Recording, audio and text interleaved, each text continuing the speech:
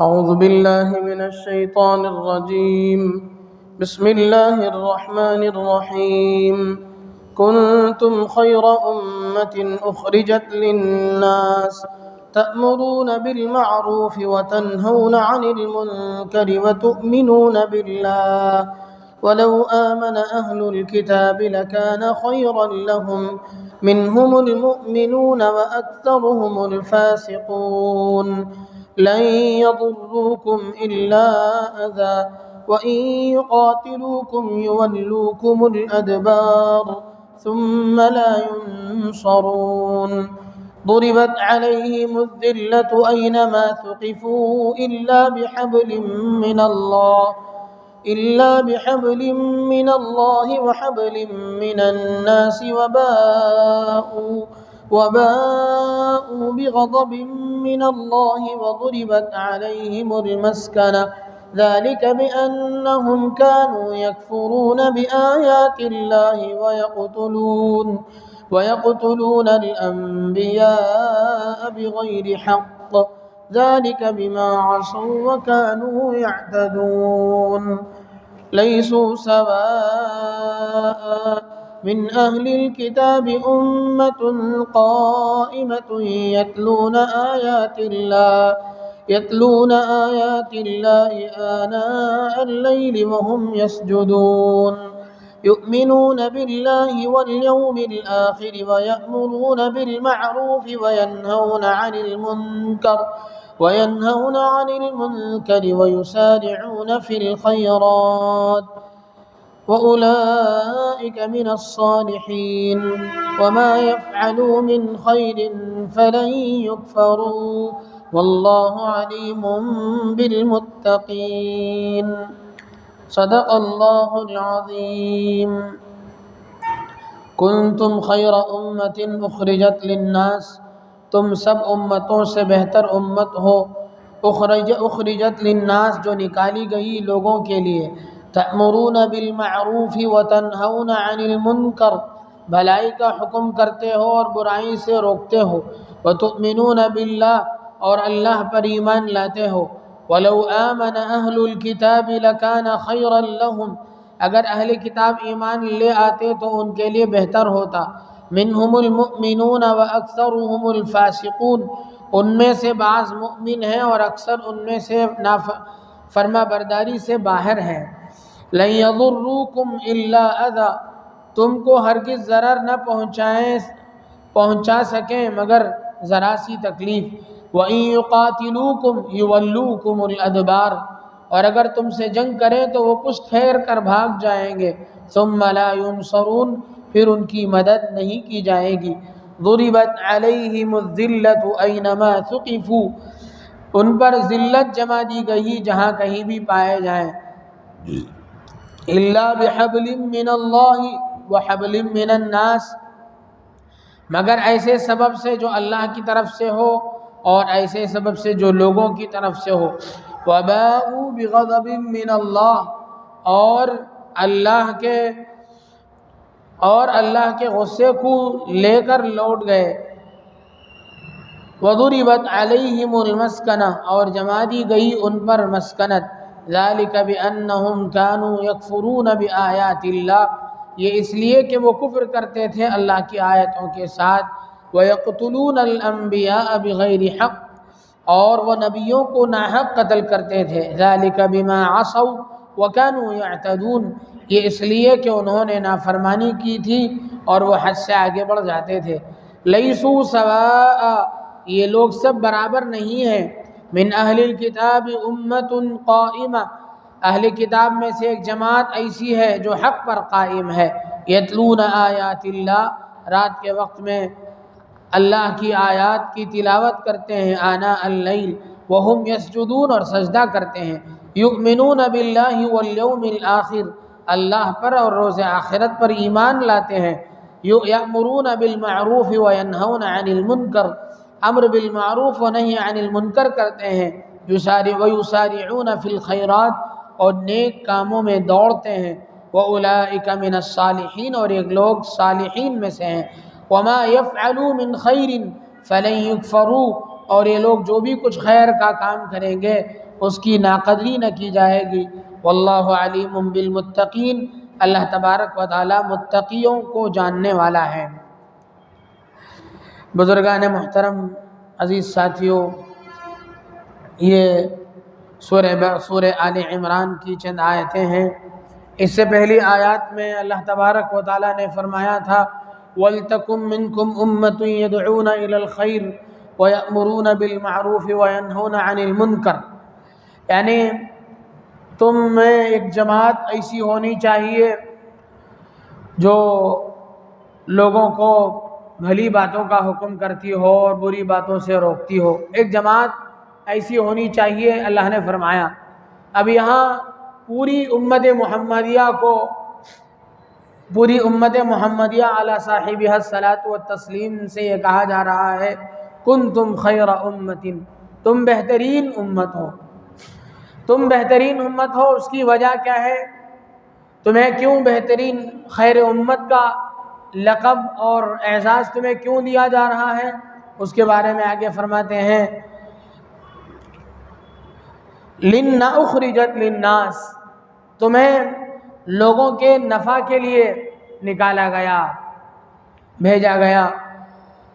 للناس لام عربی میں فائدے کے لیے، فائدے کو بتلانے کے لیے آتا ہے، لوگوں کی نفع رسانی کے لیے، لوگوں کو فائدہ پہنچانے کے لیے۔ کیا فائدہ تم سے پہنچے گا امت کو؟ پوری انسانیت کو تم سے کیا فائدہ پہنچے گا؟ فرمایا تأمرون بالمعروف وتنہون عن المنکر وتؤمنون باللہ، اللہ پر ایمان لاتے ہوئے تم بھلی باتوں کا حکم کرو گے اور بری باتوں سے روکنے والے بنو گے۔ اس سے پوری انسانیت کو تم فائدہ پہنچانے والے بنو گے۔ لوگوں کو تمہارے سے فائدہ اس معنی کر پہنچے گا کہ تم بھلی باتوں کا لوگوں کو حکم کرو گے اور بری باتوں سے لوگوں کو منع کرو گے۔ آدمی اگر خود اچھے کام کرتا ہے، نمازوں کی پابندی کرتا ہے، اس کے اخلاق اچھے ہیں، معاملات میں وہ پابند ہے، معاشرتی زندگی اس کی اچھی ہے، لیکن وہ خود ہی اچھا ہے، دوسروں کو اس سے کوئی فائدہ نہیں پہنچتا ہے، تو پھر اسے خیر امت میں ہونے کا کوئی حق نہیں ہے۔ خیر امت میں ہونے کا مطلب ہی یہ ہے کہ اس سے لوگوں کو فائدہ پہنچے۔ اس سے لوگوں کو فائدہ کیا پہنچے گا؟ کس معنی کر فائدہ پہنچے گا؟ اس امت کو خیر امت، اور آیتوں میں بھی اس امت کو اور وجوہات سے بھی خیر امت اور امت وسط کہا گیا۔ اس امت کی فضیلتیں اور طریقے سے بیان کی گئی کہ یہ امت اعتدال والی امت ہے، اور یہاں جو بتلایا گیا کہ یہ امت لوگوں کو بھلائی کا حکم کرنے والی ہے، برائی سے روکنے والی ہے۔ بھلائی کا حکم کرنا اور برائی سے روکنا، عام عمومی طور پر بھلائی سے روکنا اور بھلائی کی طرف بلانا اور برائی سے روکنا، عام طور پر اس میں ایک عمومی بات بتلائی گئی ہے۔ ہاں، اس میں ایک مختصر، ایک باقاعدہ ایک جماعت کی جو بات پہلے گزری تھی وہ الگ ہے۔ وہ ایسے آدمیوں کی ہوگی جو حق اور ناحق کو جاننے والے ہوں گے، بھلی باتوں کا حکم کرنے والے، اور بھلی باتوں کا حکم کرنا اور بری باتوں سے روکنا یعنی عمومی طور پر سبھی کی ذمہ داری ہے۔ جو بھی دیکھے گا کسی برے کام کو ہوتے ہوئے، وہ اس برے کام سے روکنے کی کوشش کرے گا، اور جو بھی کوئی خیر کا کام ہوگا اس کی دعوت دے گا، کسی کو بھی دعوت دے گا۔ اب جو مستقل جماعت کی جو بات بتلائی گئی کہ مستقل ایک جماعت کی شکل میں مستقل طور پر اس کام کو انجام دینے کا جو حق پہنچتا ہے، وہ ان لوگوں کو پہنچتا ہے جو حق کیا ہے اور ناحق کیا ہے اس کی جانکاری رکھتے ہوں، ایسے لوگوں کو وہ حق پہنچتا ہے۔ اللہ کے نبی صلی اللہ علیہ وسلم نے اس سلسلے میں وہ حدیث بیان فرمائی جو میں نے اس سے پہلے بھی آپ کے سامنے پیش کیا۔ فرمایا کہ من رأى منکم منکرا فلیغیرہ بیدی، تم میں سے جو کسی غلط کام کو ہوتا ہوا دیکھے تو اسے اپنے ہاتھ سے روکنے کی کوشش کرے۔ مفسرین یہ کہتے ہیں کہ ہاتھ سے روکنا اس آدمی کا کام ہے جس کے ہاتھ میں کچھ نہ کچھ پاور ہو، خاندان کے اعتبار سے، وہ خاندان کا سربراہ ہونے کی حیثیت سے، گھر کا بڑا ہونے کی حیثیت سے اس کے پاس ایک پاور ہوتا ہے، ایک طاقت ہوتی ہے، اس اعتبار سے وہ ہاتھ سے اپنے ماتحتوں کو روک سکتا ہے۔ کسی ادارے کا بڑا ہے تو اس ادارے کے بڑے ہونے کے ناطے وہ اپنے ماتحت جو ہیں ان کے اندر اپنی طاقت کا اور اپنی پاور کا استعمال کرتے ہوئے وہ ان کو اپنے ہاتھ سے روک سکتا ہے۔ اور اگر کوئی اس سے بڑھ کر کسی علاقے کا یا کسی ملک کا بڑا ہے یا کسی سلطنت کا وہ مالک ہے تو پھر اپنے سلطنت کے ماتحت جتنے لوگ ہیں، جتنی رعایا ہے، ان کو اپنے ہاتھ سے روکنے کی طاقت اسے ہے۔ ایرے غیرے کا کام نہیں ہے کہ وہ ہاتھ سے دوسروں کو روکے، ورنہ آدمی کو اس کا جو ریاکشن ہوگا اس کا سامنا کرنا پڑے گا۔ اس لیے اللہ کے نبی صلی اللہ علیہ وسلم نے فرمایا فَلْيُغَيِّرْهُ بِيَدِهِ، ہاتھ سے روکے۔ تو ہاتھ سے روکنے کا حق بس حاکم کو یا ایسے آدمی کو جس کے اندر جو کسی بھی ادارے کا یا قوم کا یا گھر کا سربراہ ہو، اپنے ماتحتوں کو وہ ہاتھ سے روکے گا۔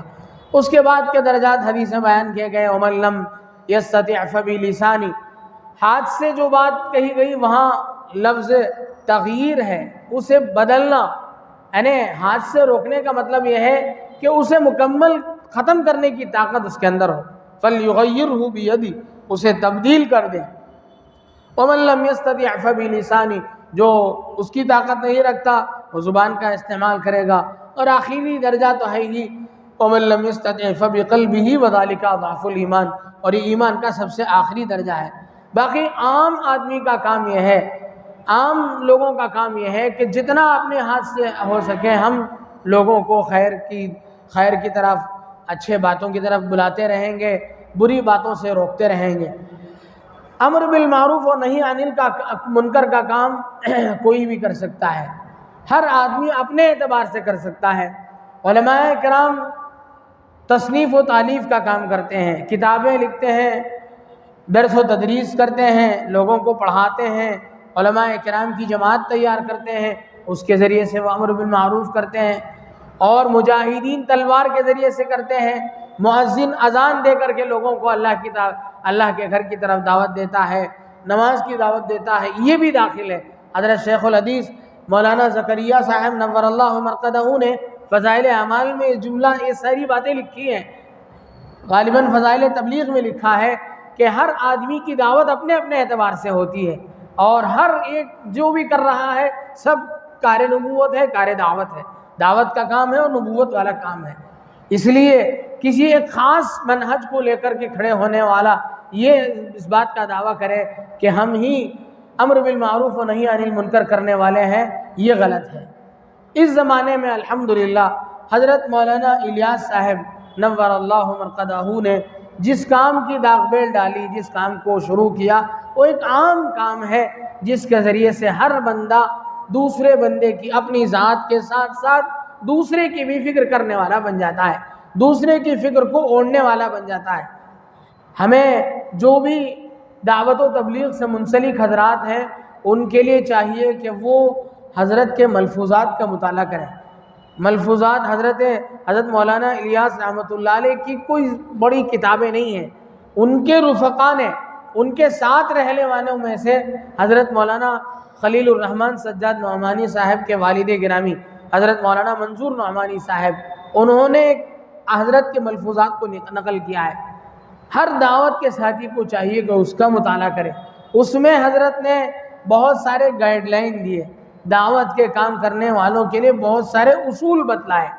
اگر ہم ان کو پیش نظر رکھ کر کے ہم دعوت کی محنت کریں گے تو پھر ہماری محنت صحیح نہج پر اور صحیح منہج پر چلے گی، ورنہ ہماری گاڑی دوسری طرف چلی جائے گی۔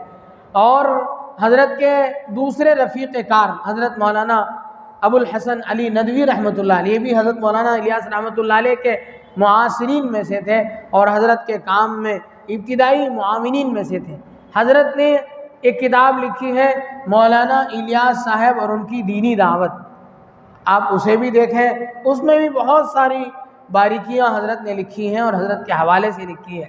تو یہ دو کتابیں ہیں حضرت جی مولانا الیاس صاحب نور اللہ مرقدہ کی، جو اس دعوت و تبلیغ کا جو کام اس وقت شروع ہوا ہے، تقریباً جس کی عمر 100 سال سے زائد ہو چکی ہے، ایک نیا منہج ہے، نیا ایک طریقہ ہے، ایک نیا ایک اسلوب ہے، نیا ایک ڈھنگ ہے تو وہی کام اللہ کے بندوں کو اللہ کی طرف بلانے کا کام، لیکن یہ کام حضرت اس طرز کے بانی حضرت مولانا الیاس رحمۃ اللہ علیہ ہیں، اور وہی اس کی ساری چیزیں جانتے ہیں، کیا اس میں کیسا اس میں چلنے والے کو کیا اصول، کن اصول کا پابند ہونا چاہیے، انہوں نے ساری چیزیں لکھی ہیں۔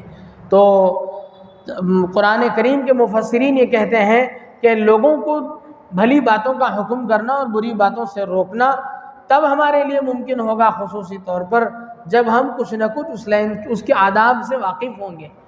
اللہ کے نبی صلی اللہ علیہ وسلم داعی تھے، بڑے داعی تھے، مگر آپ علیہ الصلاۃ والسلام کے بہت سارے اوصاف میں سے ایک وصف کی خاص طور پر تعریف کی گئی قرآن کریم میں، فرمایا گیا فَبِمَا رَحْمَةٍ مِّنَ اللَّهِ لِنْتَ لَهُمْ، اللہ کی رحمت سے آپ نرم ہو گئے، وَلَوْ كُنْتَ فَظًّا غَلِيظَ الْقَلْبِ لَانفَضُّوا مِنْ حَوْلِكَ، اگر آپ ترش روح ہوتے، سخت مزاج ہوتے، تند خو ہوتے تو یہ صحابہ آپ کے پاس سے بھاگ جاتے، آپ کو چھوڑ کر کے چلے جاتے۔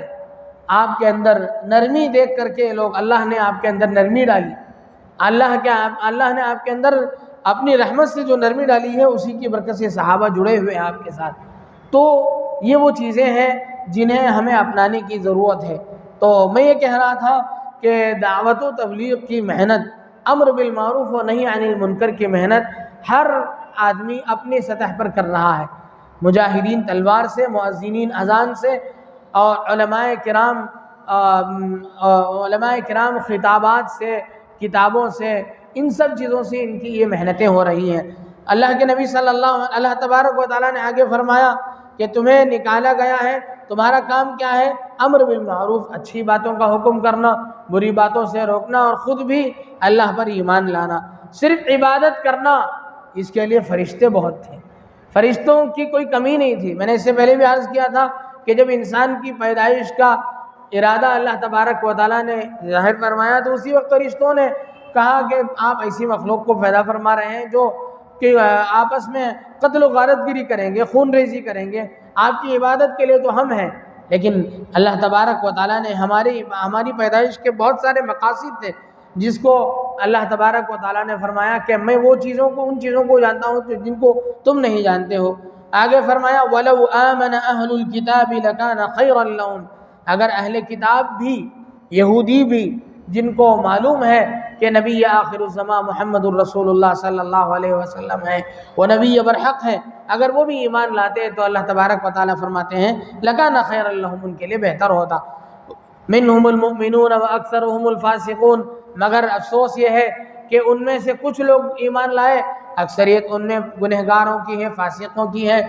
آگے فرمایا لَن يَضُرُّوكُمْ إِلَّا أَذًى، وہ لوگ تمہارا کچھ نہیں بگاڑ سکیں گے، یہود ہو، نصارہ ہو، کسی بھی زمانے میں، چاہے وہ حضور علیہ الصلاۃ والسلام کے زمانے کی بات ہو یا ہمارے دور کی بات ہو، وہ ہمارا کچھ نہیں بگاڑ سکتے ہیں، چھوٹی موٹی تکلیف تو ہمیں پہنچا سکتے ہیں۔